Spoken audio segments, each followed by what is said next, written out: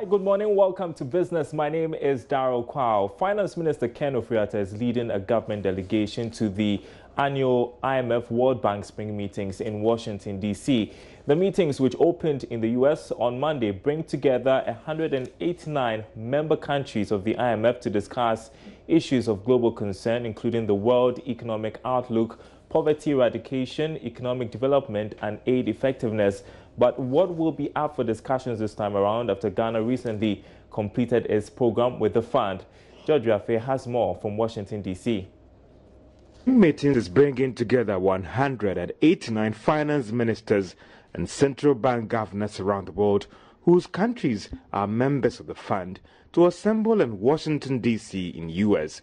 These ministers and governors will be looking at how to minimize any shocks to the global economy. Even though Ghana just completed the 4-year program with the fund, it is still a member of the IMF, and meetings like this will always offer it an opportunity to engage the fund on some technical support programs, as well as meet heads of some bilateral institutions at these meetings. While Finance Minister Ken Ofori-Atta will do a lot more engagement with the World Bank, Governor of the Bank of Ghana, Dr. Ernest Addison, on the other hand, will lead meetings with the IMF.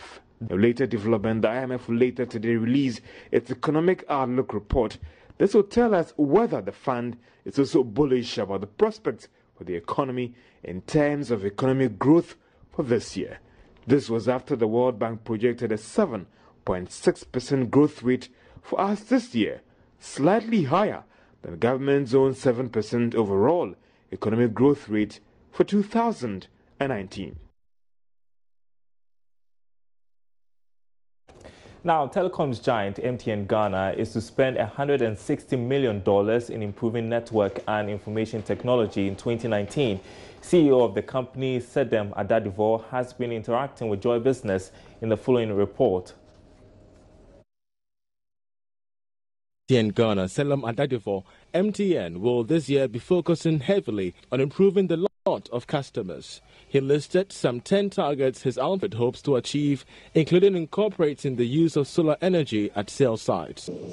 This is just the start. There will be several other menus that we update and upgrade over the course of the year to simplify the accessibility for our customers and use of our products and services. After his address, Joy Business interacted with the CEO, who says MTN Ghana will be committing some 160 million cedis to improve service delivery and upgrade its network as it rolls out 4G.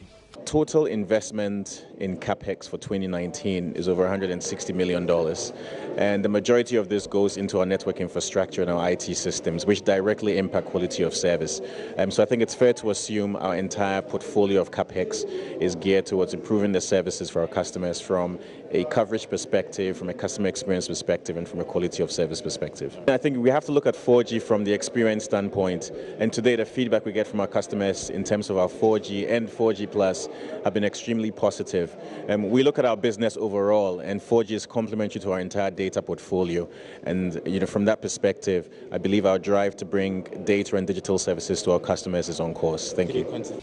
Meanwhile, the CEO has announced 2019 as the year of the customer, as the company extends its technology leadership through long-term evolution and 4G Plus. Now, although they remain in the minority in the boardroom and face significant challenges, women are beginning to make significant strides in managerial positions and the corporate world across the globe. But are they duly recognized? Chief Executive of lifestyle magazine Glitz Africa, Claudia Lumo, says the contribution of women in the business landscape must be celebrated. Here in Ghana, roles seen as a preserve for men are gradually being taken up by women. For instance, the position of Chief Justice has consecutively been occupied by women in recent times.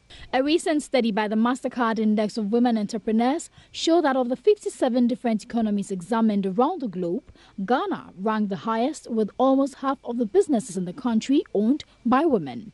However, there exist some challenges such as access to resources and opportunities to progress despite gender-related and cultural biases that hinder them from advancing in the workplace.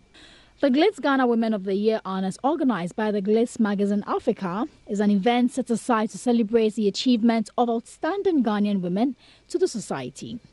Chief Executive Claudia Lumor explains that women should be acknowledged more for their achievements as a motivation to strive further. I would say it's gotten better, but there's still a lot that has to be done because unfortunately this world is still built for a man. And you know, I was speaking somewhere, they said that, oh, like now a lot of the companies they have female CEOs, and we were saying that, oh, this is really great. And I said, why is this such an issue now? We don't want to be like the icing on the cake or just get one woman to sit on the board and it's okay. We don't want that. We want to be called to the table because we deserve to sit at the table. We want to sit at the table and we want to be recognized as people and not because we want to be, we have to be added to something for, for statistic basis. The Ghana Women of the Year honors, which is slated for the 11th to the 13th of April, will be climaxed with an awards night where 9 women from various industries will be acknowledged. For Joy Business, Karen Dudu.